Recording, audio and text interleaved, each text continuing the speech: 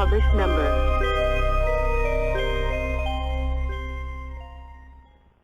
Warning, the following show contains conservative posturing, radical Christian ideas, and may offend pagans, Wiccans, Islamic fundamentalists, and other unenlightened individuals. Callers and guests may be subjected to brash and offensive comments by the hosts and any other type of bullying tactics available. But that's okay. We know why you're here. This concludes this test of the emergency broadcast system. Tonight is Monday, June 16th, 2008.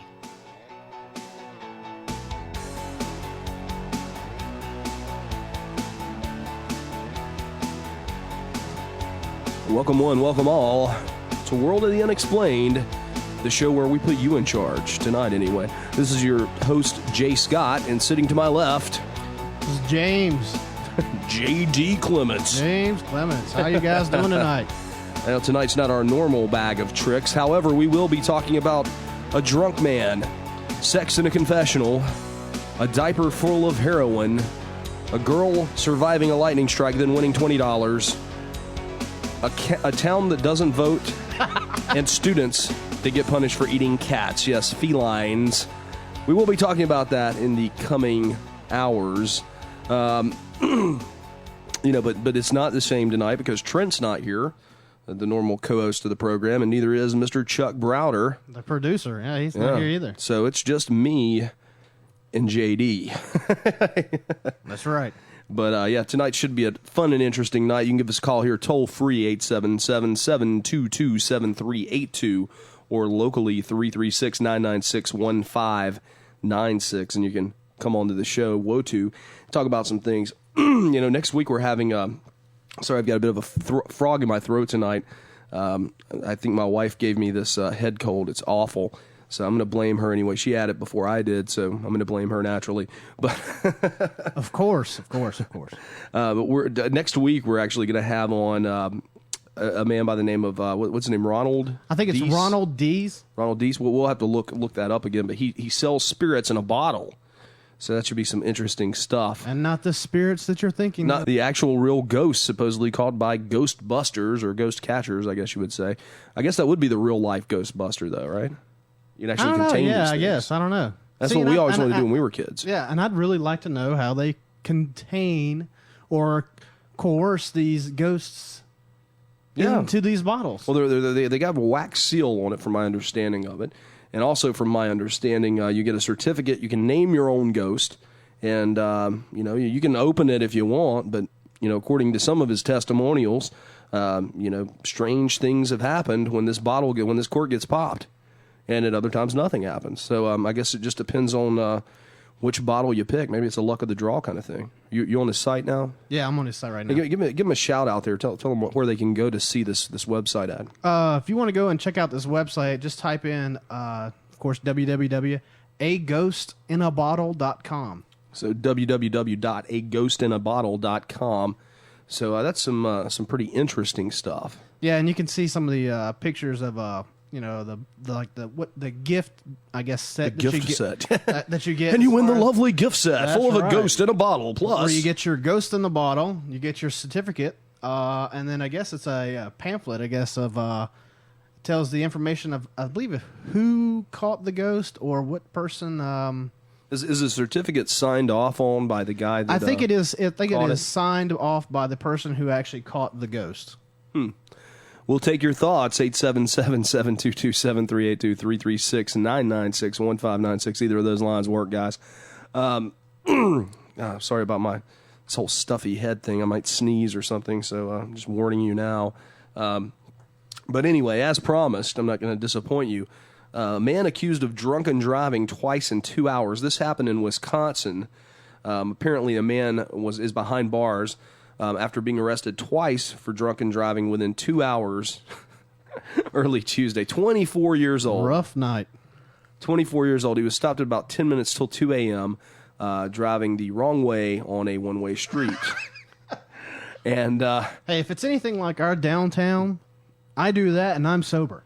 Well, here's what I don't understand. Okay, this makes sense. And I was going to say, man, I can't believe I was looking at the AP wire wrong. It says about 40 minutes later they saw him again driving the same vehicle at 20 miles an hour over the posted 30-mile-an-hour speed limit. And I was like, it takes longer than 40 minutes here anyway to arrest someone for DWI and get them booked through the process. But apparently, this happened at 3 a.m. He was released from the police station to his brother.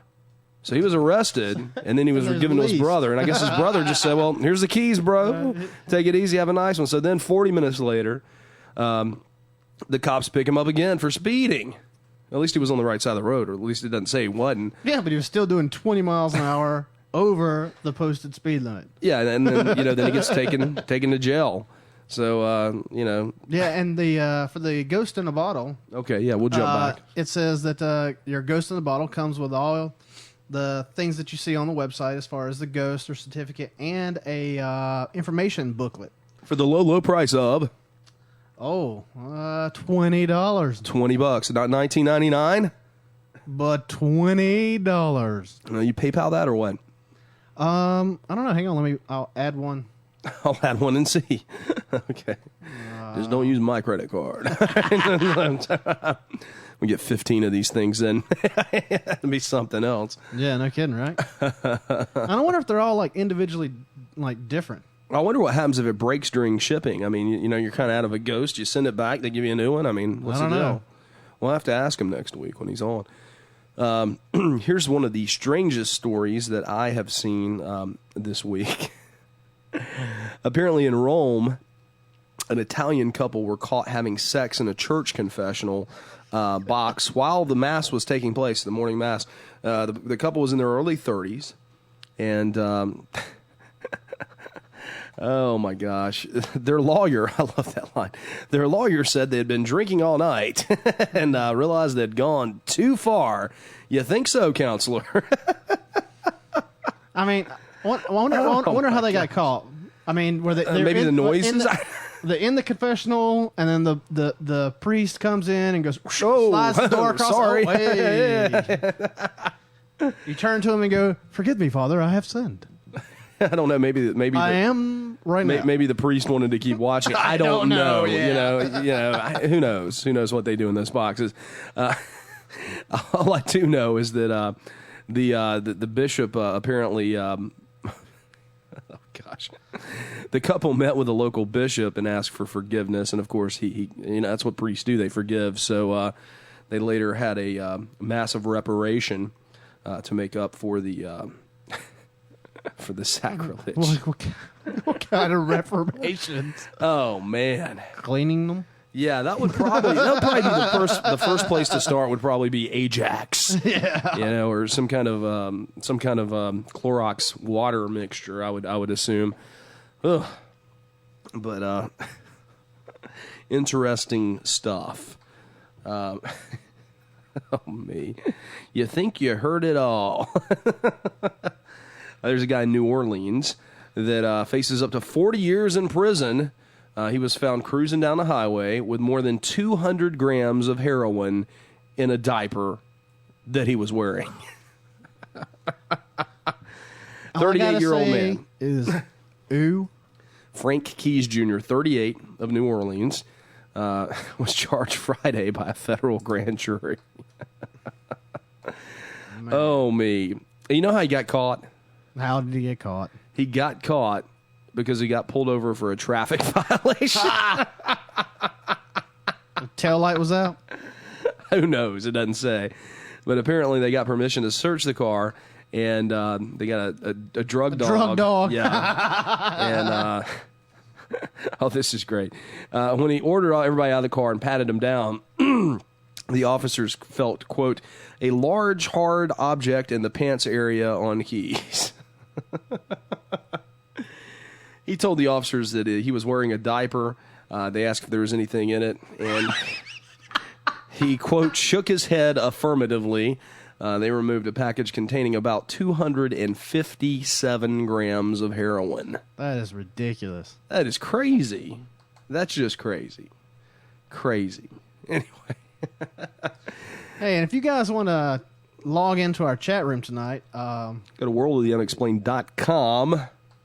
and click on the chat button and register your name, and you can jump on into the chat room. If you guys are too shy to call in and talk to us, you just write your emails or, well, not your email, not your emails, but your chat. chat in the chat room, and we'll try to answer any questions that you make them up. put in there. Yeah. And for you guys who want to call, it's 1-877-722-7382. That's 1-877-SCARE-YOU2. Ooh. Or 336-996-1596 locally. Here we go. A girl survives a lightning strike. 16-year-old girl in Michigan. Then the next day she won $20 in the lottery. I don't know if that's a good trade-off. She was watching. This is how it happened, and this is kind of scary. She was at her home about 50 miles northeast of Grand Rapids in a town called Blanchard, watching the thunderstorms roll by, and she noticed rain entering an open kitchen window. She went to close the window, and lightning just came in and hit her. Ouch. She struggled to describe the sensation she felt as electricity passing through her body. Quote, it felt like when your foot falls asleep, she said. She noticed says she saw the electricity shoot out of her fingers and in the overhead light, and immediately knocking out the house's power. Man. I thought it was pretty bad. I had a lightning strike a tree that's literally, it's like 10 feet away from my house, and I thought that was pretty bad. What did you feel sensation-wise? Nothing, dude. It was just a huge, bright flash of light, and then it was just a big boom and rumble of the house. Imagine. Yeah. Of course, all the lights went off. I wonder why. Well, she didn't want to be checked out of the hospital, but she went anyway after she had a tingling sensation in her arm. She was checked out, and apparently she only had some darkened fingertips on her right hand and a shaking arm from damaged muscles that's going to require therapy, but they're expecting full recovery. The hospital employees suggested that since she was on a lucky streak, she should immediately play the lottery. There you go. That's good advice from the medical staff. Doctor. Yeah. You know what? You're lucky, man. Go play the lotto. You just survived being struck by lightning. Well, and go buy a ticket. And she's too young, so her mom went out and got one, and they won $20. Yeehaw! Oh, man, I'm telling. I'm sorry, $20 for a lightning. That just doesn't seem like a. I don't think that's a fair trade. It's not. Maybe if she bought the ticket, it would have been better off. There's 1 in a million chances. Good Lord. I actually quite fond of this one. I think this one's pretty funny. The election? The election one. That's pretty funny. This is in Pillsbury, North Dakota. The village of 25 residents, none of them showed up to vote. So the mayor, who ran unopposed, imagine that. I mean, if there's only 25 people in town, they all know each other, right? I'm not running against Daryl. It's like, so. I don't like that guy. He said all the community's residents were too busy to work to vote, and apparently. Couldn't have done a write-in? I guess they could have, but that means that everybody that was all the incumbents were they stayed in until the next election, or they can they can appoint someone. Now, how bad is that? Like, let's say that you've been in there several years, and you want to get out, and then you say, "Hey, this is my year." Nobody votes. You can't get out. You can appoint somebody. Yeah. Oh yeah, you can totally appoint someone. Well, that's what I do. Like D, you are now the mayor. That's like, hey, that's like this other thing. Have you been watching this on the Discovery Channel? What's that? The Greenville. It's the I think it was a place that Greensburg. That's what it's called. Mm-mm. It's a town that was wiped out by a tornado. The whole entire town was wiped out. That's terrible. And what they're trying to do is they're trying to go back and rebuild the town, and they're actually going to go back and rebuild the town completely green. So solar panels, wind turbines. That is the dumbest thing I've ever heard. I thought it was pretty neat. It's a liberal wonderland. Yes, folks, you heard it there. And watch out for these. No, but see, here's the thing. If the whole town does that, then they're no longer... I guess they wouldn't be dependent on the actual state itself anymore, because they'd be self-contained. Well, I guarantee you the state's going to still charge them taxes. Oh, I'm sure they will. But I don't know. I mean, if you're not hooked into the electrical box, you're running your own. Could you be considered off the grid? Well, I mean, you're still going to have to pay property taxes. That's true. You're still going to have to pay for road maintenance. True. But, it was just weird. It was just, I've been watching it. It's actually been fairly interesting. So they have a whole show on this? Yeah, it's a program that they're doing. I figured that. It was a series like all the other reality shows they have. Yeah, but it's pretty neat. The mayor who was there. He came back? No, well, he came back and he couldn't handle the stress or whatever, or being reminded when he was driving down Main Street and seeing all the houses that are completely wiped Flattened. out. So he resigned. He resigned and left. Oh, there you go. Good job, brother. Yeah. So they appointed a new mayor, and it's hilarious. It's the funniest thing. The mayor shows up for the town meeting. There's nobody there. He's literally in like overalls, cool, and a t-shirt. My kind of guy. They need to build a large tornado shelter there. Probably be a good thing. Yeah, I think that. Well, they had a lot of their stuff in their basement, and a lot of the people went into the basement. I think only 4 people actually died. Okay. So that was pretty cool. It just destroyed the whole place. Yeah, I mean, literally, it's just like flat. It looked like everything had been bulldozed. Good Lord. It was like one of the largest tornadoes to hit a town. Because what happened is apparently 4 or 5 tornadoes were hitting in the area, and then they all emerged into one big Super tornado. Yeah. Well, that tornado that our our hats definitely go over our hearts tonight, thinking about those 4 Boy Scouts that were killed in Iowa. Yeah.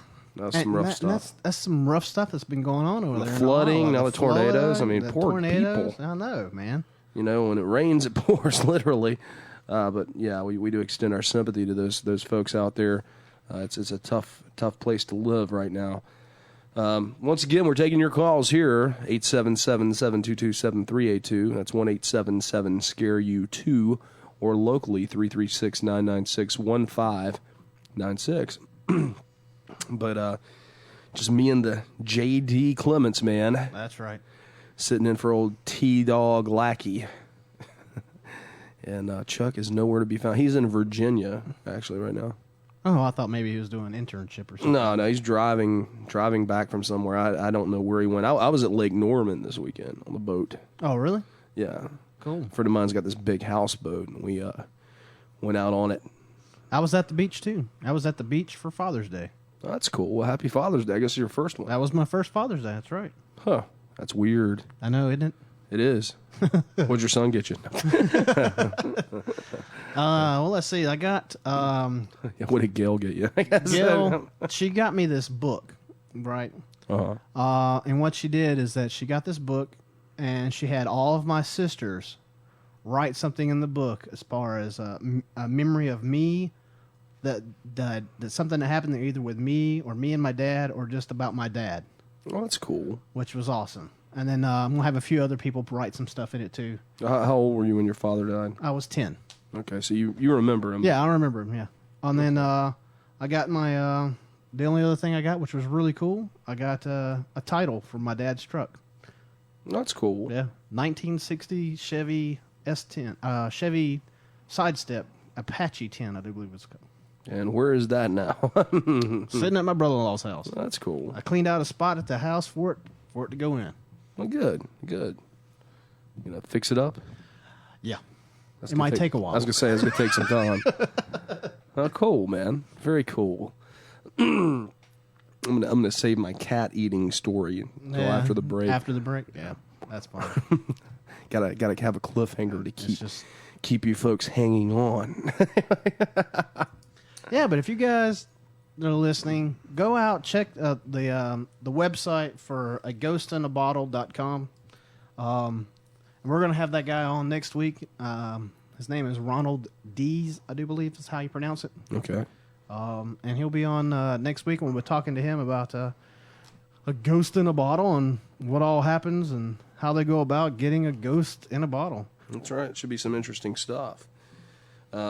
So have you seen the new... Here's something I want to bring up before our break. Have you seen the new show that I think it's on the A&E channel or Discovery? It's on one of those. I think it's A&E. Psychic Kids. Have you seen that? No, I missed it. I caught part of it the other night. Really dumb. Oh, really? I mean, I didn't like it. It's just like, it's like, I can see dead people, and, yeah, right. You know what I mean? Well, we don't know, because apparently if you have, the way everybody says, that if you have any kind of psychic ability or anything like that, more kids are more acceptable to see things like ghosts. Yeah, and that's what they were trying to children pull. and that kind of stuff. But it seems to me, and you know how cynical I am about certain things. No. It just seems to me that there's a bunch of kids, they see a shot at a publicity wagon, and they're like, ooh, I'll get to be on TV. and and all of a sudden they start seeing dead people or being able to foretell the future or, any number of psychic things. Is that what it takes? I see dead people. Exactly. I mean, you know what I mean. I'm foretelling that we will be going to break shortly. Yeah. See, you could be on this show if you met the age and height requirement. Yeah. But, I don't know. It just seems to me like it's just a bunch of crap. So I don't know. Call in with your thoughts on that. If you've seen it and you think I'm wrong, let me know. But, just the brief glimpse that I got of it, it just appeared to me that it was just, sketchy at best. What kid doesn't want to be on TV? True.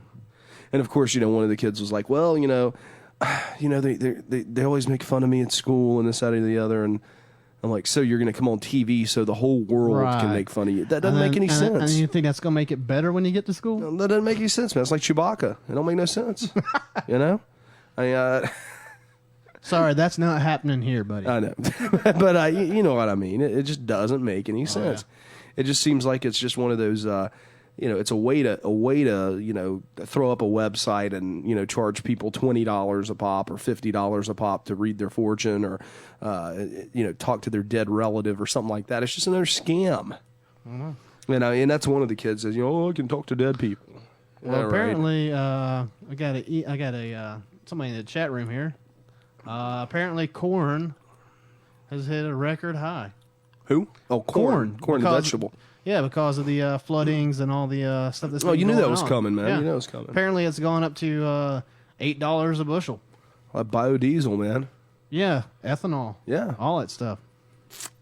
There you go, America. You asked for it, you got it. Biodiesel, $4 a gallon gasoline, bad tomatoes that the FDA says we can't eat. And I'll tell you more about that when we get back. Yeah. Because let me tell you what, they're saving so much money by not putting tomatoes on your food. Anyway, more about that and people eating cats when we return on World of the Unexplained. We'll see you guys in just a minute. And we're back. Smoke 'em if you got 'em, boys and girls. Apparently, D just enlightened me to this new fuel source that he was hearing about earlier today. Yeah, apparently you can go out and buy this, Pump that it's almost the size of a gas pump at regular gas stations. And apparently you can fill it with sugar and whatever other, chemical or whatever that needs to be in it. And apparently it'll produce ethanol for you. And apparently it'll produce over, I think it was like 30 or 34 gallons worth of ethanol. And you can put this in your car if you have a newer vehicle. If you have one of the newer vehicles that runs off of ethanol, you can use it in your vehicle. And apparently some of the newer model cars, you can put it and run it in your car as well, but you have to have at least half a tank of gas of regular fuel before you add in this ethanol. And you guys can go out and check this out on, Google it. Get it for the low price of only $10,000. But the good thing is that apparently you can get a government subsidy of $5,000, so it only costs you the low price of $5,000. Which would be interesting. Well, over a 10-year period, you'd save a money. lot of money. Especially if the prices continue to soar. Oh, yeah. And apparently it would cut your fuel price down to almost like $1.03 a gallon. Just like the good old days, boys and girls. Yeah, but of course you have to buy the sugar. When $20 filled up your gas tank. Yeah. Or 10 in some cases, I suppose. And either way, I was like, wow, that's really neat. Yeah. But still, $5,000. Well, better than letting the Arabs stick it to you. I say we let them choke on that oil. That's my thing. But hey, if I were running this country, it'd be a whole different place. Yeah. Anyway, so What are we talking about? Oh, Fuel. Now you want to talk about your cat. I do. Apparently, some journalism students in Denmark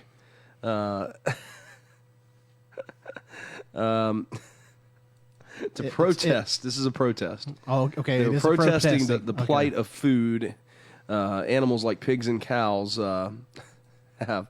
So they decided to post 30 pictures of themselves cooking and eating a cat.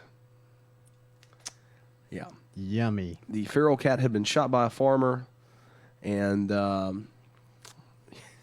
according to the Copenhagen Post... Hey, I've been there.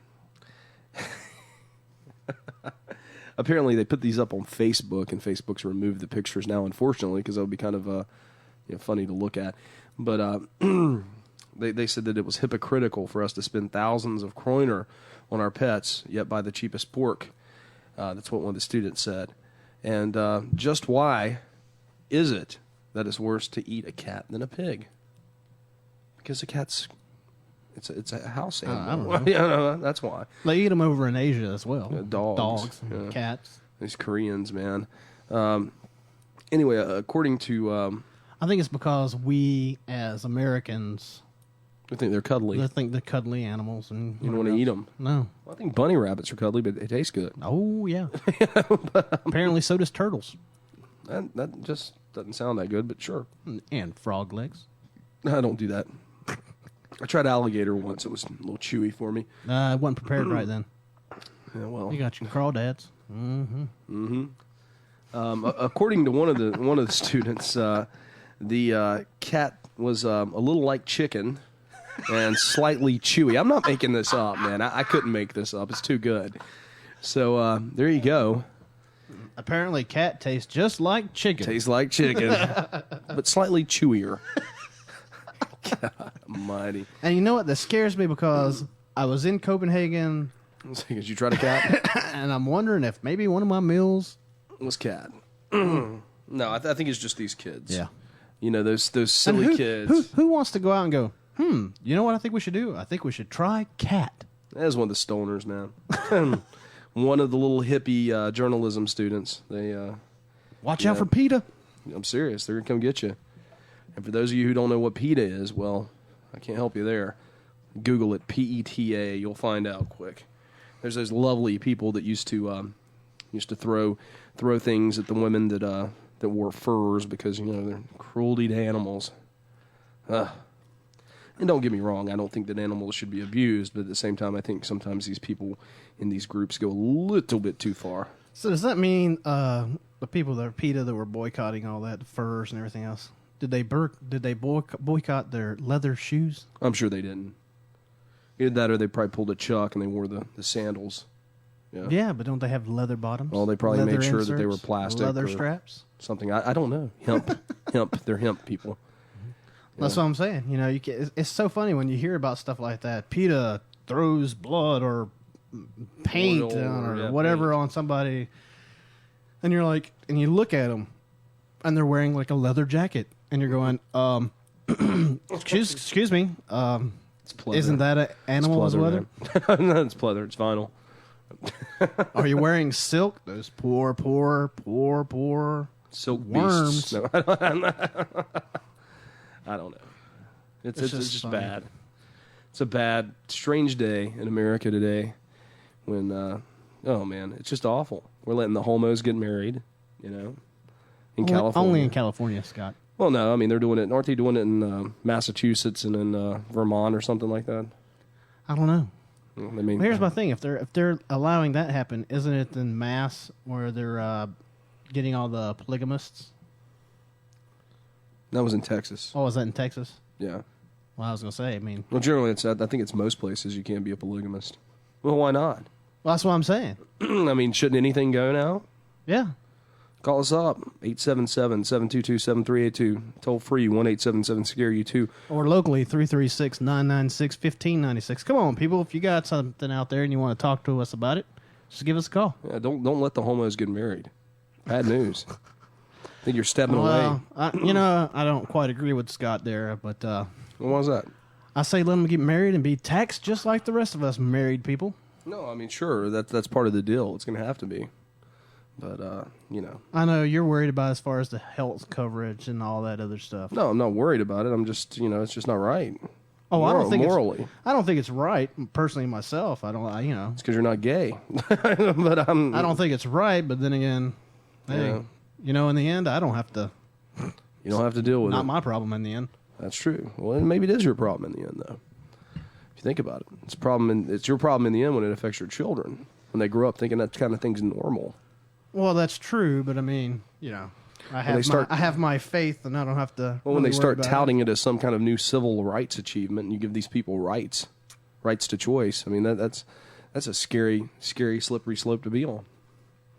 Obama supports gay marriage. Okay, I'm baiting the call. I'm baiting the caller. I am. But hey, that's where America's going, ladies and gentlemen. Right down the tube. Dude, we've been doing that for the past 20 years. I know. Just need somebody to kick it off real good. Now we've got our man, Barack Hussein Obama. So, ladies, I warned you.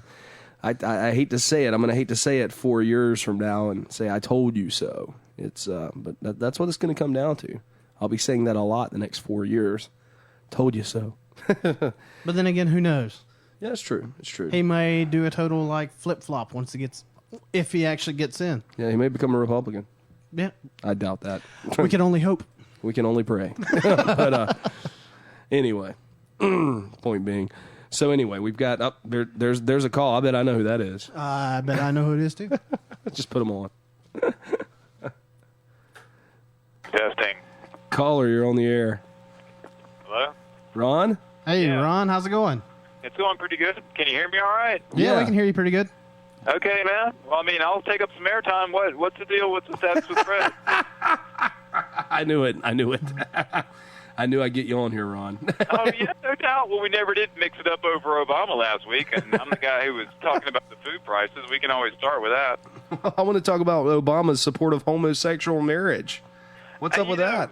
We went round and round on this last year. People obviously, I don't know if your listeners are out there, your podcasters are going to check the archives. They can find out we went all over this thing where I think my stance last time was that it shouldn't be allowed to be marriage because marriage is it's something that's recognized by the state, but it's something that was created by the church. And, of course, the church implicitly doesn't endorse homosexuality, although it endorses homosexuals' rights to exist and homosexuals' rights to participate and to seek God because – remember, we talk about this all the time. Who's perfect? Nobody. Nobody, right. Yeah, but apparently if you're Catholic now, it's okay. Even the Pope's been saying it's all right. Yeah, the Catholic Church has got the strength of the mass of the 2 billion people that practice Christianity, and that's its power. Its weakness, of course, is pretty much it was a pagan-destroying organization for thousands of years. You want to go with some ghost stories or something, you should go talk to a Catholic priest, man. I'm sure he's got some stories that'll curl your short hairs, those guys have assimilated every single tradition and added it to Christianity because they knew, I think, that Jesus would persevere. He would be the one to win out in the end over anybody's tradition. What do you think about Obama supporting homosexual marriage? Well, I think I'm going through the stance of it is that the way he said it. I didn't hear him say that per se. What exactly did he say? Do you remember? I don't have the quote in front of me. Okay, I don't either. Because see, that may be. I'd have to hear what he said first before I would say, oh yeah, he supported homosexual marriage. Okay. He may have endorsed the concept without actually supporting it himself. Senator Obama is he's out on a limb right now because he has to formulate his own philosophy on everything and be tested on his own philosophy, whereas people like you and me can do that over a water cooler. Nobody's going to quote me back what I said a year ago or 6 months ago and try to nail me to the wall on it, stuff like that. That's a job he's going after, though. Well, the job is to manage the country. The job isn't to live people's lives for them or to make moral decisions for them. The president deals with the law, and the law defines people's physical actions. It doesn't define what moral actions are. It does to some extent. Where do you think the law came from? Well, the law came from religion. I mean, obviously the first laws were religious laws, and those were the religious laws, the original religious laws that are practiced or were founded in Judaism. And the laws of Judaism were designed to protect people from unclean things, meaning things that would kill you. Like an unclean thing would be like eating a fish or eating a lobster or something or a crab. Cat? Well, or I mean, actually, I think cats are kosher. A guy showed up with caught a grasshopper when we were out playing ultimate frisbee near where I live, out near RTP, Research Triangle Park, out near the RDU airport. Yeah. And the guy caught a grasshopper, and the first thing I could think of was it's edible. You know, after watching all that Survivor Man and stuff. Nasty. Have you guys ever watched that stuff? But have you ever tried to eat a grasshopper? No. Or grubs? Well, all right, I have, but I haven't caught my own yet. But at State, they have an entomology department, and once per year, I'll try to remember to remind you guys next time it goes down, they will, the entomology, which means study of insects, department they cook up insects. They cook up like beetles, some grubs. Mealworms. Yeah. Yeah, mealworms is one of them, and there's a few other types, and they'll put them out for the students, and the students come in and munch on them just to prove they're edible. Mm-hmm. And they taste fine. They Nothing like curry grubs. Curry grub, yeah, I know. Curry goes with everything, man. You can't mess with curry. So do they spice these things up? Yeah, they cook them like their regular food, man. They just mix whatever else. A little butter, a little salt. Oh, pepper. yeah, buddy. Right, it's like muffins or some of them, and some of them are like a casserole, and it's pretty just straightforward fare. But That is disgusting. it's something you got to live with to be adaptable, I guess. You know, we're omnivores. We've got the incisors and the grinding teeth to do everything from catching and killing things that are alive to, sifting through the ground and eating ants, I guess. It's all survival food if you had to go that route. Yeah, but see, ants are kind of tasty. I've never tangled with an ant. Yeah, because they carry that, the little, their thorax at the back holds in all their moisture, and it's actually really sweet. Gotcha. I'll have to try that one out. That is disgusting, D. Dude, it was wilderness survival for the Boy Scouts, man. I had to eat grubs, nasty. ants. Have you ever tried eating a worm? No. Mm-mm. No. You don't chew them. Worm. You just swallow them. Just swallow them? Don't chew it. That sounds like a man with experience on his side. Yeah, no doubt, man. I haven't tangled with too many of those. Most of the worms I had, I was more interested in throwing them into the water and seeing if I could come up with a fish. That's right. That's why, if you're not around anywhere where there's water. Yeah, well, I've got plenty of water. I just haven't nailed down the old fishing license. I wouldn't want to go out and start fishing without a license. That's right, especially now that they've changed the new laws for fishing. Yeah, they're getting somewhat strict. I don't know exactly what's triggered that because I think the same people that were fishing mostly for they want the new taxes that they can get off of it for salt water, because you have to have a saltwater license to actually fish at the beach now. That is, yeah. Well, that's huge. The saltwater fishing down at the beach is like a whole industry, and I guess that's separate from what I'm thinking. I'm thinking more mom and pop, maybe like a store on the side of the road that sells beer, bait and tackle type thing. Sure. Is all the fishing I've really been exposed to, or a backyard pond type thing. So the whole arena of saltwater sportsmanship is. I'm sorry if I own my own land.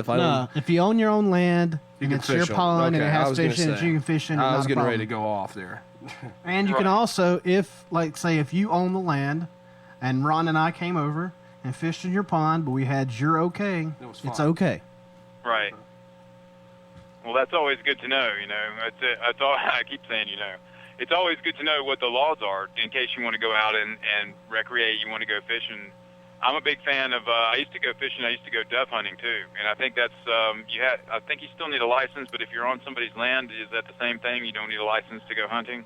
As long as the person that you're on the land with happens to have a license, I think that still works that way. Right. Have you guys ever done it? But I am not really sure about that, so don't quote me on that. Okay. Well, we could go look it up, I guess. I haven't gone dove hunting in many a year, but I do know that in North Carolina, like there's weird facts I've picked up just over the years. There was a study that, I think I told you guys this once, where they just went out into the easternmost rivers and were trolling around in these little john boats, shocking fish.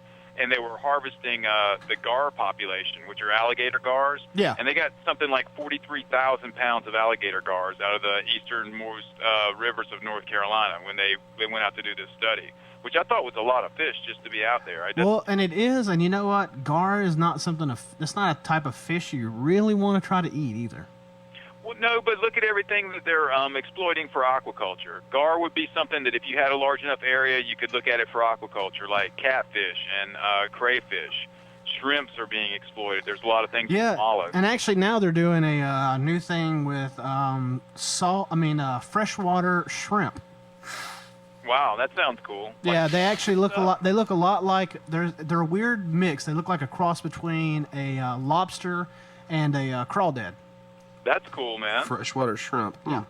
Freshwater shrimp? I like shrimp. Yeah, that's a new thing that some of the farmers out in the Midwest are really getting into, instead of trying to deal with some of the crops that they were dealing with in the beginning, like wheat and corn and all that stuff.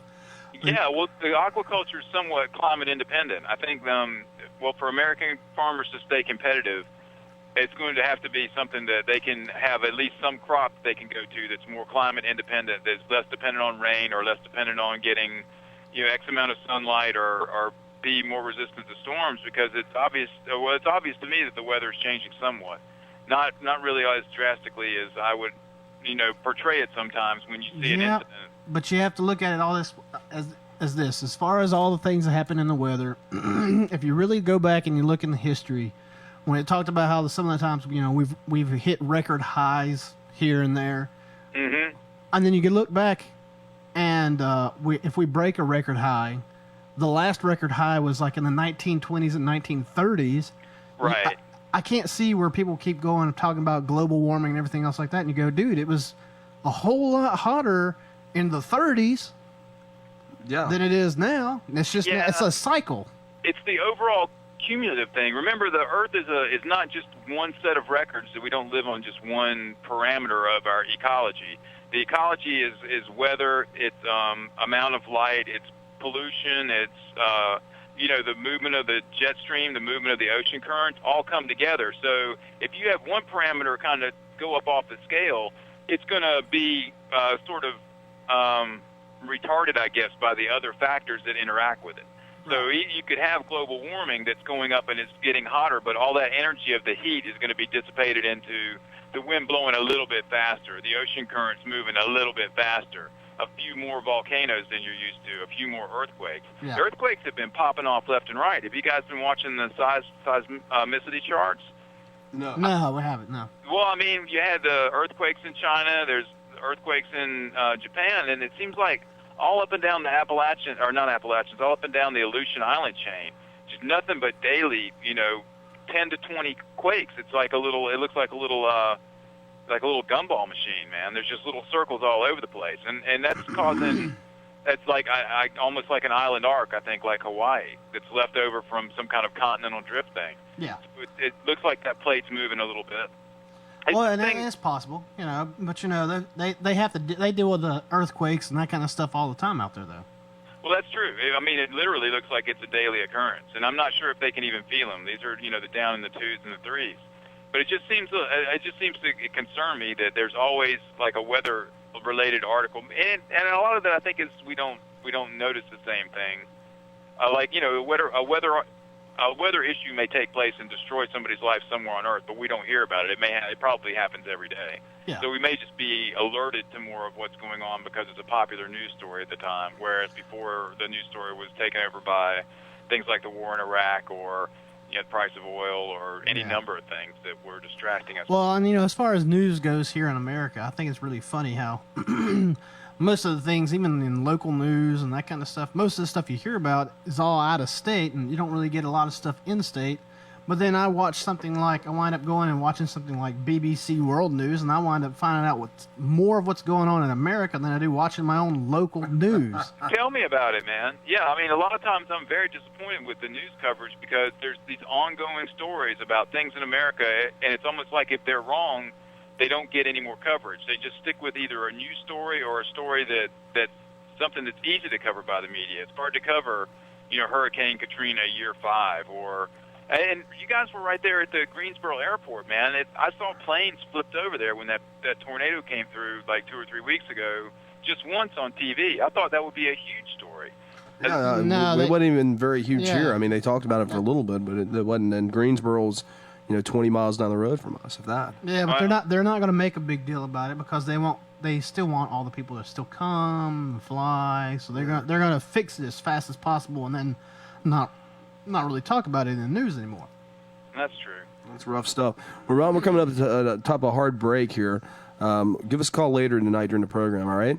Yeah, I will, man. I'll see if I can come up with a little bit better material than that. And I personally have no idea. I'm going to look up a little bit and talk to Clements said about homosexuality, but it's almost oxymoronic, aside from the fact they pointed out that California was going to make a lot of money by legalizing the marriage. It's just, you can't, it's illogical. You can't legalize a homosexual marriage if you believe in Jesus, and Jesus didn't endorse homosexuality. You can only endorse a civil union. And the thing is, if two people are having sex, cohabitating, and they are, to a certain extent, convinced that they are in love with each other, they effectively are common law married. Whether you need the rest of it or not, I mean, that's... Well, Ron, we got to go. We've got a break here to take, but we'll talk about this when we get back, okay? Gotcha, Jeff. All right. See you guys later. You're listening to World of the Unexplained. We'll be right back after this. So the question is this: do you respect a man who won't give you a fair shake? And that's what we're coming back to. Barack Hussein Obama. I did find the quote. He respects the decision of the California High Court, but he also respects everyone else. So you know what that means? It's a no, but he's not going to do anything about it. That means that he's not going to tell you what he really feels. Now, do you want a person that's going to play along like that to the crowd, that's not going to give you a straight answer? Because everybody has an opinion on it. Well, isn't every politician like that, though? Yeah, but I mean, it's just more so. It's more of this dodging. What does he really feel about this? 877-722-7382. That's 877-SCARE-YOU2, or locally 336-996-1596. What kind of country are we living in, folks? What happened? I think we all fell asleep. Thomas Jefferson is rolling over in his grave right now. If he could see what this country would become. It's just a scary place to live. Tomatoes. I want to talk about tomatoes. That's right, tomatoes. I forgot about that. I did you too. wanted to I talk got about off top. that earlier. Yeah, I do. I want to talk about tomatoes. The FDA, wanted to say that, there's bad tomatoes going around. So, of course, immediately, McDonald's, Subway, Arby's, Taco Bell. Who else, D? Who'd you say? McDonald's, Arby's, Taco Bell, Burger King, Subway, Burger King. That was the one I was thinking of. All these fast food restaurants have pulled tomatoes from their menu.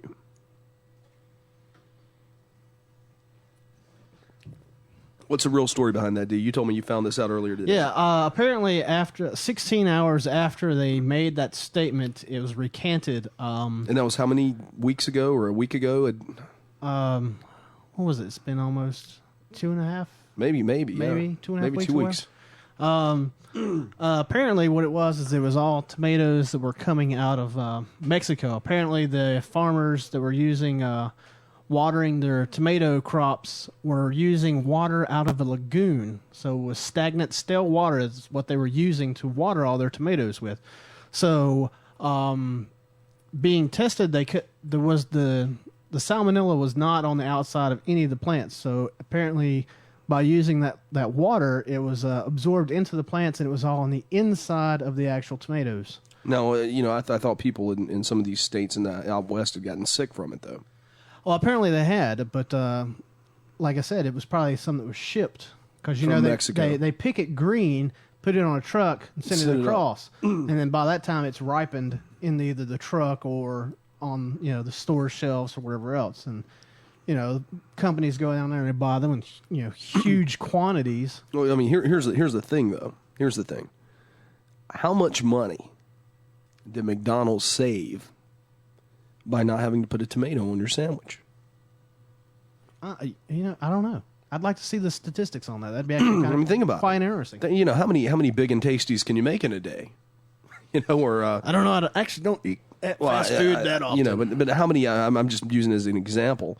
How many big and tasties you make in a day? How many Subway, for example, the Subway up the road from my house stopped serving tomatoes. Who wants a sub sandwich with no tomatoes on it? Okay, you do, but in general though, you want tomatoes on your sandwiches, people. Taco Bell with no tomatoes. Yeah, I did. I got a taco with no tomatoes on it. It was weird. It was odd. Think about it though. Especially Subway. Now Subway's got to run through some tomatoes. Oh yeah, they do. Lots and lots. Here's It's my like thing. lettuce. It wouldn't be a problem if all the local, I guess, businesses that serve tomatoes and stuff like that went and got their tomatoes from local farmers. They wouldn't have to deal about the stuff that was mass shipped. But can the local farmers provide that type of demand? Yeah, they can. There's Okay. a guy that's in Asheville that lived across the street from my mom and dad. Okay. And he had 5,000 tomato plants. Holy cool. And he sold all his tomatoes to the local food lines in Asheville. That's amazing. Yeah. And that's profitable, and it's local. Yeah, and it's local grown food and it's profitable. There's a guy that's in Davie County who does the same thing. He sells his tomatoes locally to the food line out in Davie County, and his are all hydroponically grown. Oh, Chuck's not here. I can't make a hydroponic joke. You can't make that joke. Yeah. But that's amazing. That's great. Why don't we do these things? That's why I grow my own. Well, I know that. So does Chuck, but I'm kidding. Chuck's growing something totally different. It's all hydroponics, man. Mine doesn't take heat lamps. Oh, me. But, that's the thing.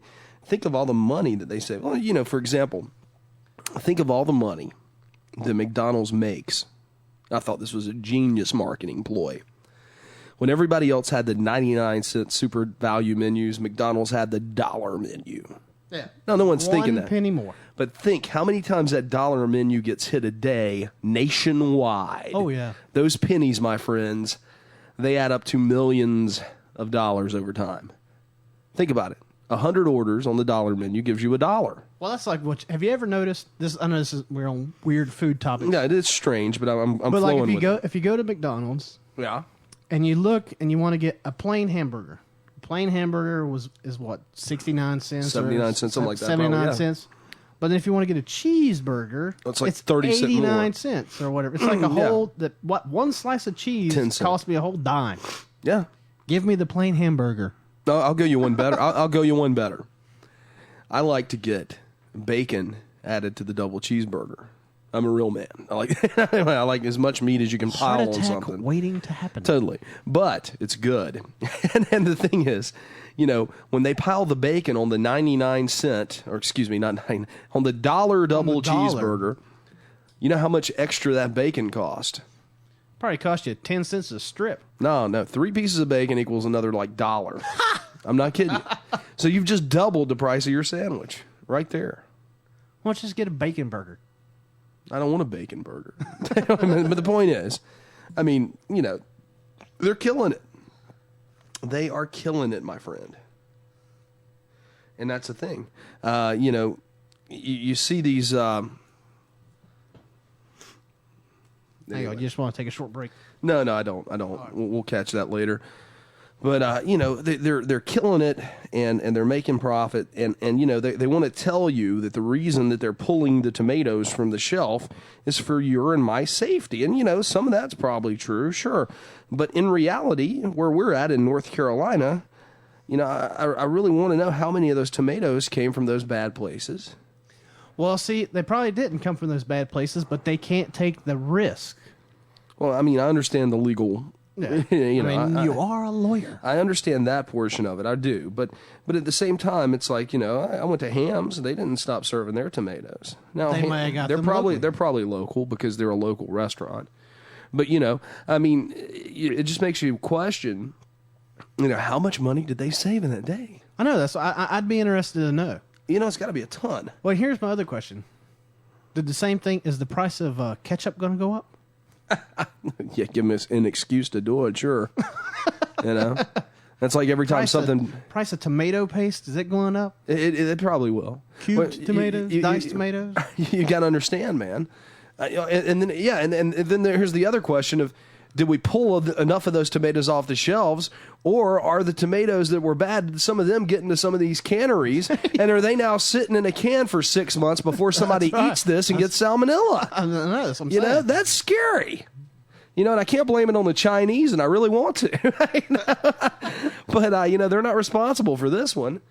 It's the Mexicans that want to jump the border. They're responsible for this one. We'll kill them one way or the other. That's what they're saying. We'll kill those Americans one way or the other. They'll you know, fertilize their tomatoes with stagnant water and give them salmonella. Yeah, but I mean, it's just crazy. I mean, it's awful. Every time you look around, this stuff didn't happen 20 years ago. No. Why? Because you had more independent farmers. There you go. Who actually went out, and companies who actually bought their produce from the actual farmers in the area. But then it was cheaper to get it shipped overseas. Oh, thank you, NAFTA. And NAFTA came about, you know, and then of course that wound up killing all the local farmers and producing all their the products that they produced. Sure. Hang on, we got a call. Okay, go ahead and grab it. Caller, welcome. You're on the air. Yes, sir. This is Frederick Slack, Jay. Hey, Frederick, how you doing? Very good. Calling in from Cleveland, Ohio. Oh, how's the weather out there? A little rainy right now. Okay. Yeah, still raining I out tried to there? call you earlier, and I hate that I missed you. Well, that happens. Telephone tag is always a fun game. But hey, if you want to be on the show tonight, we'd love to have you as a guest. I can talk about anything you would like to. Okay, great. What? Now I've heard. And I don't know. I haven't had a chance to speak with you before the show, and we're on the air right now. But I've heard that you were that you had seen visions before. Well, yes, sir, I have, and that kind of brought me together somehow with a gentleman down in your area, which I think you're familiar with, which is Ron Hunter. Yes. And Ron Paul Hunter. And two more people could never be as opposite. Oh, really? Oh, right. if you will, in their viewpoints. So you're a Republican? How can you tell? Because I am, and I always something in the voice. I always hose Ron about being a liberal. But yeah, go ahead. Well, I don't really believe Ron is a liberal. He's more of a libertarian, but we are a mirror image on virtually every subject.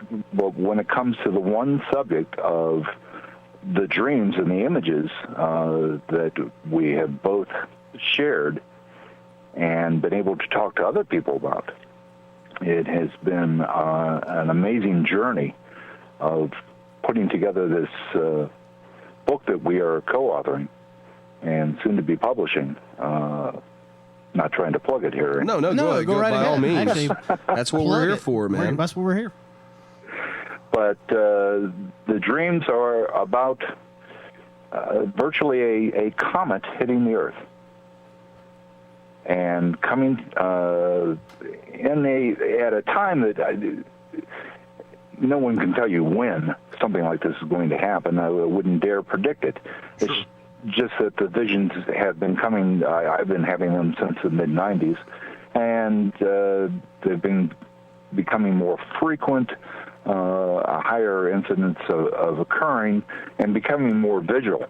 And the point of it is I do a lot of travel with my business, and I virtually have dreams or have had dreams from various locations around the country and have seen this from various viewpoints. Now, now do you when you talk about these visions that you've had, do you guys have a website set up that talks about some of this? I personally don't. We're going to have one set up. Ron has one set up. Okay. But as far as the other, I know you said you agree with Ron on a lot of things. Do you see an eschatological basis for this, or do you see a religious Are there any religious overtones in this, Christian religious overtones? I'm sure there has to be. That can be the only conclusion that I can see out of it. Even being a Republican, I can still say that. No, I mean that's fine. I know a lot of Ron's is very much tied to a Judeo-Christian mindset, and we talk a lot about God here, on this show a lot. I'm a Christian. And we bring that topic up, but I mean, do you think this is end of the world, kind of Jesus Christ coming back kind of stuff? Well, I don't believe it as the end of the world. I see it as a massive change, and yes, as Christ returning, and hopefully as the spirits and mindset of the way that we have been living on this planet certainly changing. And it will virtually change before it's to change overnight. Because when something like this hits, if you take a comet that enters our atmosphere that is a mile in diameter size or a mile across, it's going to have a tremendous effect, without doubt, no matter where it hits. Yeah, exactly. Oh, it's going to totally shift everything. Oh, yeah. But my question is this something that is there something that foretells of this early? Are there precursors to this event in your vision?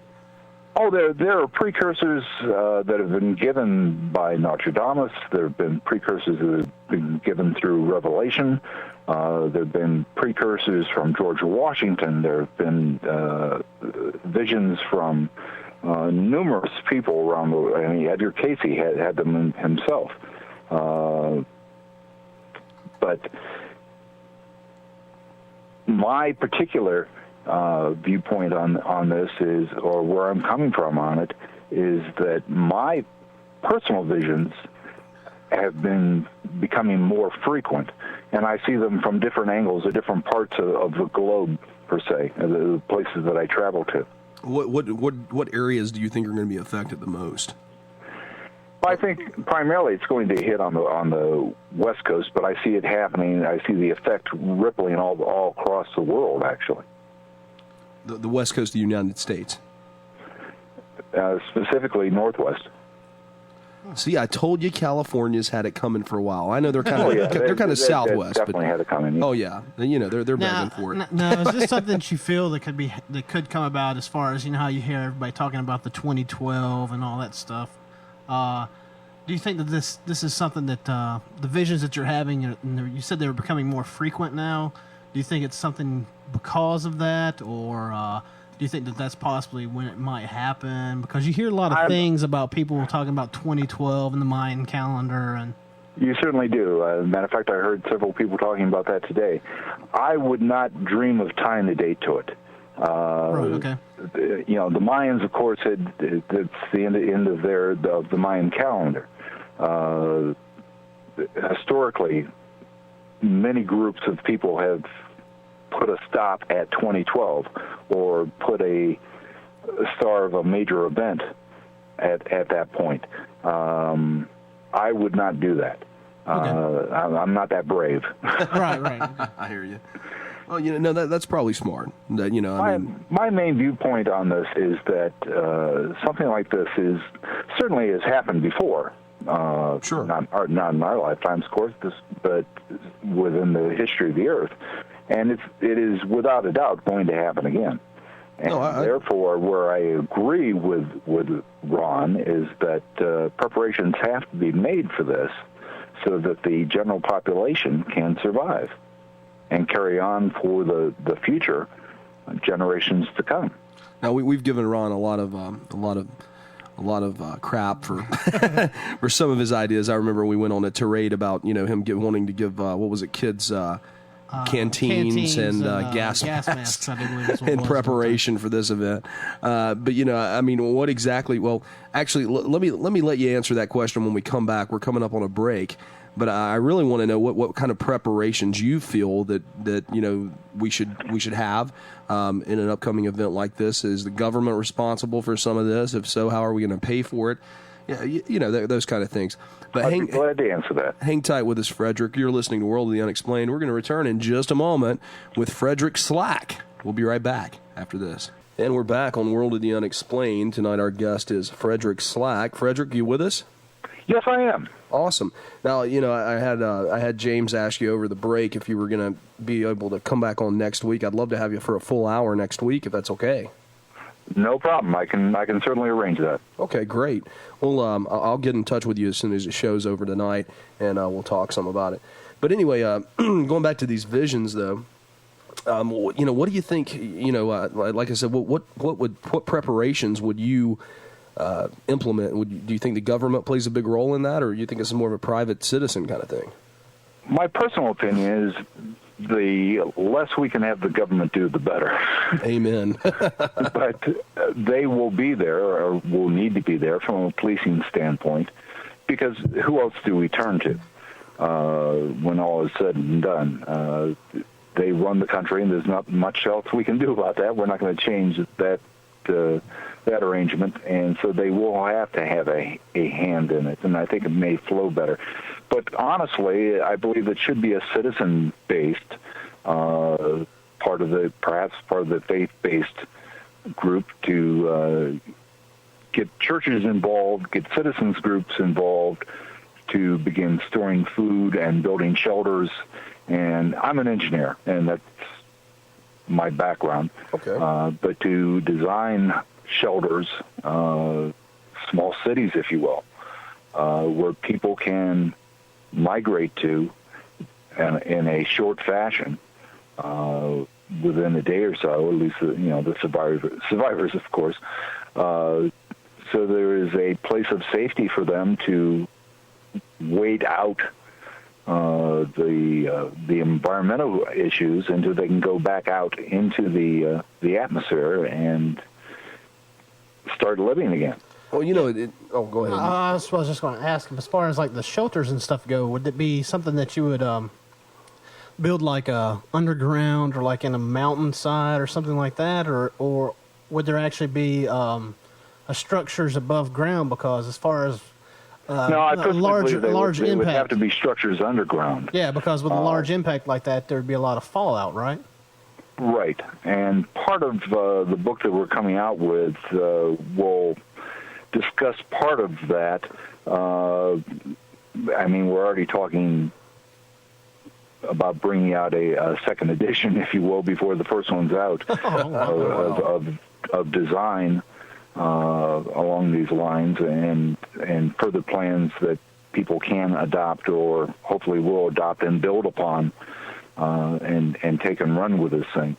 Is that something kind of like can't do it, but we're throwing ideas together that at least trying to plant the seed for people to start taking action rather quickly.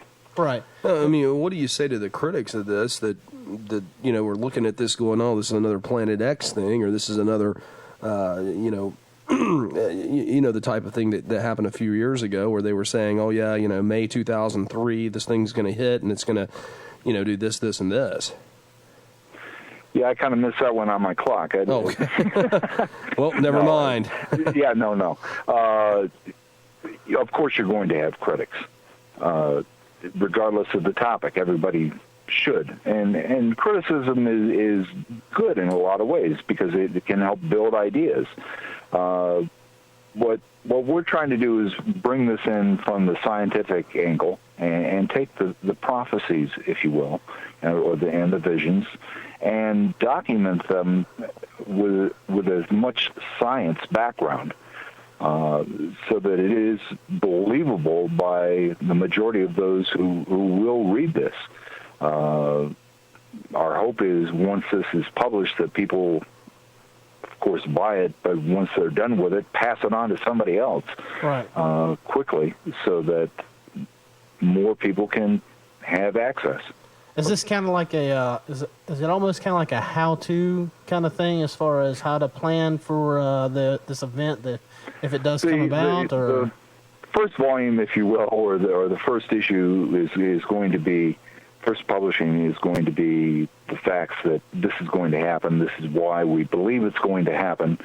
This is how we believe it's going to happen. Okay. Everything but when, and what you should start doing to prepare locally within your community, and how to start putting together groups and what to expect, and hopefully we can build something so that, yes, the government does get involved at whatever level they need to, but more so that the churches get involved and the private organizations, the Scouts, the American Legion. I don't care what, I don't care if it's Tree Huggers Anonymous. I got you. How successful have you been so far in implementing any of these groups in your own local area? To be honest, I have not begun that portion of it. The emphasis has been on getting the information out and pushing towards the publishing. Okay. Right. Okay. So you're just trying to get the word out at this point. Absolutely. Okay. Now, as far as that'll be phase 2. What would you would suggest as far as what people could do on an individual level?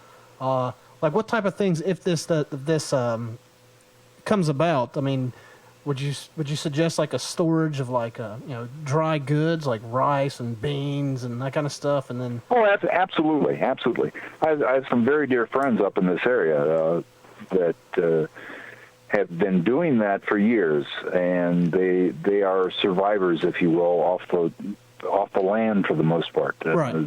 They work in the world, but they try to take as much from the land that they can, whether it be by producing their own fuel, storage of food.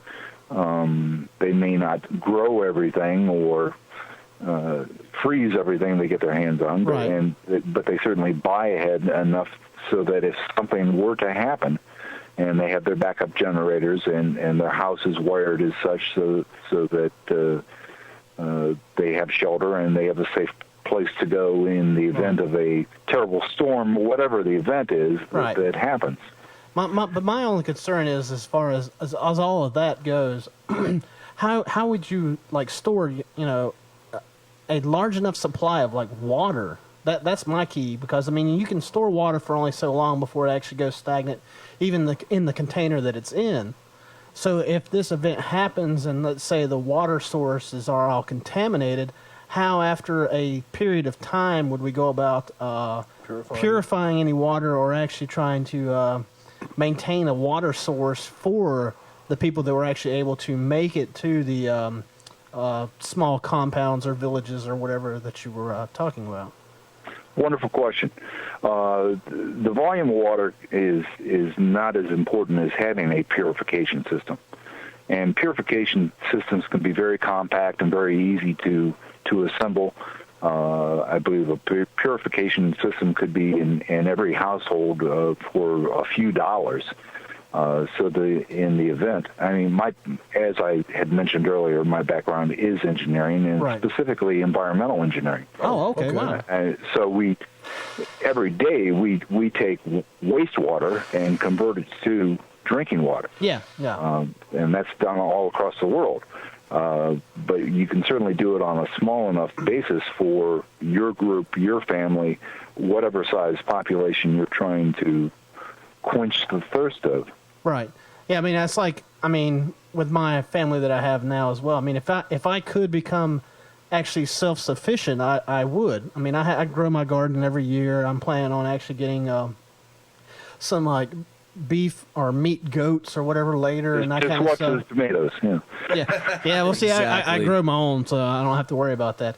But as far as, and another thing that would actually help people, I think, in the long run, we're talking, all the things going on with fuel and having extra or different fuel sources, is if the government would actually make it cheaper for you to actually purchase things like solar panels and wind turbines and stuff like that. I looked at getting a wind turbine for my house, but it was only like a 58-watt wind turbine, but it was like $500, and that was just a turbine, not including the tower and all batteries not included. All that stuff, and it's amazing at how astronomical the prices are for it. But the government wants you to try to do something to help, subsidize the fuel consumption, but they don't do anything to help you in the long run as far as making you. Well, I personally would not look for the government's help in anything. Well, I know. I agree with that. Well, here's my question though. You saw what happened with Hurricane Katrina. Now you know what's going to happen on a big. Now obviously we need the army, we need the what's the word I'm looking for? The military aspect, yeah, and civil defense. Yeah, we need that. But at the same time, you see how they handle Katrina, and you know what's going to happen in a massive event like that. Even if your neighbor is self-sufficient, he's going to need one of the biggest things he's going to need is a gun with a lot of ammunition. Your neighbors are going to be coming after you for your food, for your water, for what you have. Yeah. That's a scary aspect of this. Well, at that point, you have to make a decision either to pull the trigger or invite them in. Well, I mean, you can only invite so many people, though. You follow. I agree. I agree. And that's the scary part. Those are decisions that I certainly wouldn't have an answer to at this point. Neither would you. No, you're right. You're right. I wouldn't know what the answer until I was faced with the situation. And not only that, but I mean, as far as other states go, where they have bans on firearms and things like that, because we're in the South, cities, and everybody in the South basically has a gun, so. Yeah, well, it's good for business anyway. But it's just one of those things that you think about when you're laying in bed at night sometimes, and it's kind of creepy. But I mean, from a Christian, it's very scary. Unfortunately, my dreams and visions haven't gone past the actual events happening, so I can't give you any foresight into that. Right. And my fears are going to be the same as your fears in that respect. Well, when I mean on a timeline basis, and I'm not asking you when the event will take place, but from your visions, does this seem to be an event that takes place after an Antichrist establishes a reign here, or is this something that happens before that? I think from my viewpoint, it happens. It could have happened today. It could happen tomorrow afternoon. There's no buildup that we're publicly aware of. There's no great news announcement by the talking heads out there that say this is going to occur or the second coming is coming. Be prepared. Live at 11 is Christ is returned. Yeah. But, well, I mean, it's funny because I mentioned this to Ron Paul Hunter a number of times off the air when we've spoken, just chatting on our cell phones, and he said, well, I think he's of the idea that that Christ is not going to return to catch up the church. He's going to come back. He's a post-millennialist. Do you feel the same way, or do you feel different about that? No, I think that Ron and I do agree on that point. Okay. That there is not going to be any great announcement of it coming. We have to self-prepare and know that it is coming based upon the prophecies and based upon Revelation itself. There's no warning given there as to when it actually happens. We can't say that it's going to happen at such date on a given time. We just know that something like this will. And the only thing I can pin down as far as time would be the fact that since I was a small child, I've always known that I would be living in the end of times. And I think I'm approaching that I had envisioned in one of my earlier memories, that I could foresee myself in age. And being 57, I'm getting close to that point. Well, you're not making it fun for someone who's 32, So, but hey, not my job. That's it. Yeah, it's got to stop sometime, right? Absolutely. So when's your website going to kick off? That I'll have to discuss with Ron, and okay. I know we're furiously working on getting the final touches on to get this book to the publisher. Our publisher has been chosen. Okay, who are you? Who's printing the book for you? At this point, it's going to be Tate Publishing. Oh, okay. Yeah. Well, good. We need a copy of that. Oh, yeah. But we'll have to definitely put you on the list. Yeah, we definitely need a copy of that. But so when is the estimated ship date of the manuscript? Well, what we're looking at, the ship date of the manuscript is probably this week. Oh, wow. Okay. But of the publisher being completed and done, we're looking at early fall. Okay. Oh, okay, wow. Well, that's good, though. It's going to get out that quick. That's the hope. Many glitches can come along the way, but we're hoping that it's fairly smooth sailing. Well, I mean, it's just amazing to see two people that share, the same idea as far as the same visions and that type of thing, but being so separate in their thinking. Well, it is. We agree on a lot of things religiously. We agree on the prophecy side and a lot of the visions, and of course on the scientific side, where things can be proven. Politically, we differ, and probably several other issues. Ron likes to run and exercise. I prefer to pay somebody $5 to run down the street. yeah, I hear that. Hey, we're right there with you. Ron's going to be in the better boat when this happens. Let me assure all of us here, Ron's going to be in better shape, and he's going to be in the better boat when this occurs. We're all going to be huffing up the hill trying to keep up with him. And he'll not be at all. Come on, guys. The neighbor kid $5, and I just raised it to 10. So.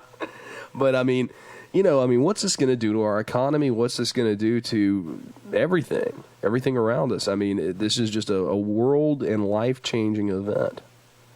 Oh, without a doubt. You can literally picture yourself going back in time 100, 150 years.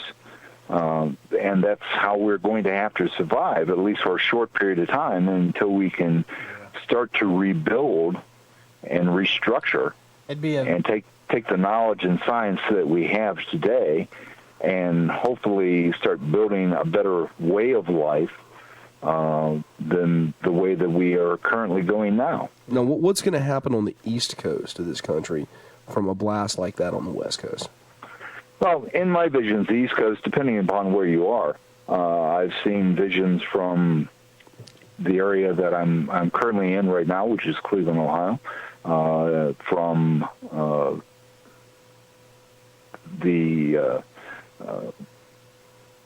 South Florida area, also from down in the Caribbean, and Colorado and several other places. But the East Coast, I think, is going to be hit with, of course, major earthquakes. Tsunamis will be a strike, because this is going to be similar to, picture, if you will, you've seen the swinging ball hitting a stack of balls and the end one flies off. Yeah. Well, if this hits the West Coast, you're going to have the same effect travel all the way through the core of the Earth, and what goes in comes out, and you will have an equal and opposite reaction. It's going to happen in the Atlantic, which will create the tidal waves that will come back in and wash and flood. So I can envision a lot of that coast, certainly the immediate coast, but as far in as parts of Pennsylvania, into Virginia and Maryland. Wow. I guess my running to the mountains That ain't going to help. ain't going to help much. Well, high ground is definitely going to be a safer place, but getting a structure there that, and biblically, when you compare it to what the Bible predicts or actually says, and no prediction about it, that every mountain moves.